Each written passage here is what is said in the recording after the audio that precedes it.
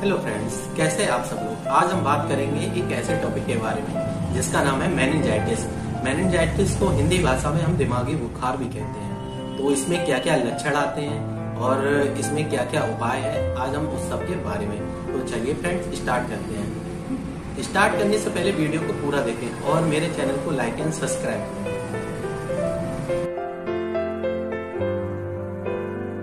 देखिए, मेनिंजाइटिस एक ऐसी बीमारी होती है जिसमें क्या होता है कि जो हमारी ब्रेन एंड स्पाइनल कॉर्ड में प्रोटेक्टिव मेम्ब्रेन्स होती हैं, उनमें क्या होता है, सूजन आ जाती है और इसको हम मेनिंजाइटिस कहते हैं। अब ये किस कारण से आती है? देखिए, इसमें क्या होता है कि बैक्टीरिया एंड वायरल इन्फेक्शन के कारण सूजन आ जाती है, या फिर क्या होता है कि कैंसर हो या फिर इंजरी हुई हो, इसके कारण भी सूजन आ जाती है।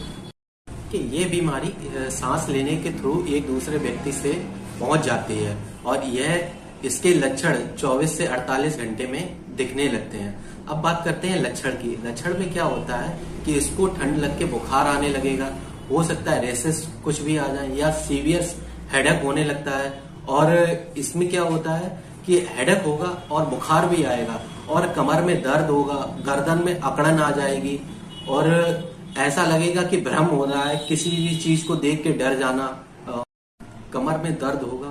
और कभी कभी क्या होता है कि झटके भी आने लगते हैं, एपिलेप्सी होने लगेगी, झटके आने लगेंगे।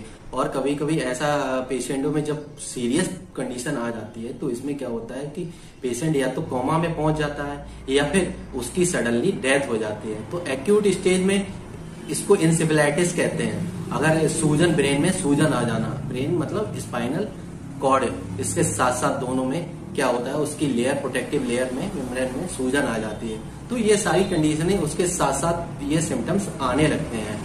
देखिए, इसके संकेत क्या क्या आते हैं। देखिए, बुखार आएगा और दर्द स्टार्ट होने लगेगा और सीवियर हेडेक होने लगेगा, ठंड देके बुखार आने लगेगा बहुत ज्यादा।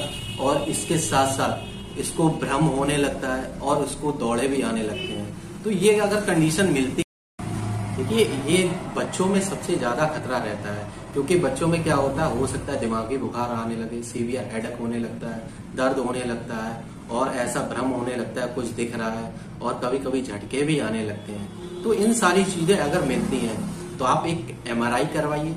अगर आपको टेस्ट करवाना है तो आप उसमें MRI करवा लीजिए, ब्लड टेस्ट होता है वो करवा लीजिए।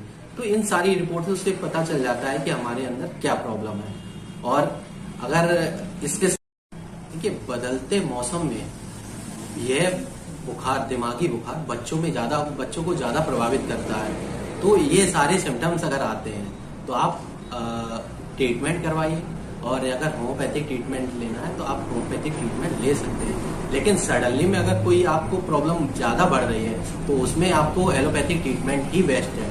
उसमें अगर आपको तुरंत ऑक्सीजन की आवश्यकता होती है और तुरंत एंटीबायोटिक की आवश्यकता होती है, क्योंकि इसमें क्या होता है कि या तो पेशेंट शॉक में जाएगा या फिर पेशेंट की हो सकता है डेथ हो जाए। तो इन सारी कंडीशनें अगर मिलती हैं और ये प्रॉब्लम है तो आप होम्योपैथिक ट्रीटमेंट से इसको पूरी तरीके से खत्म कर सकते हैं। अगर आपको सूजन बार बार हो रही है तो थैंक यू फ्रेंड्स, मेरे चैनल को लाइक एंड सब्सक्राइब करें।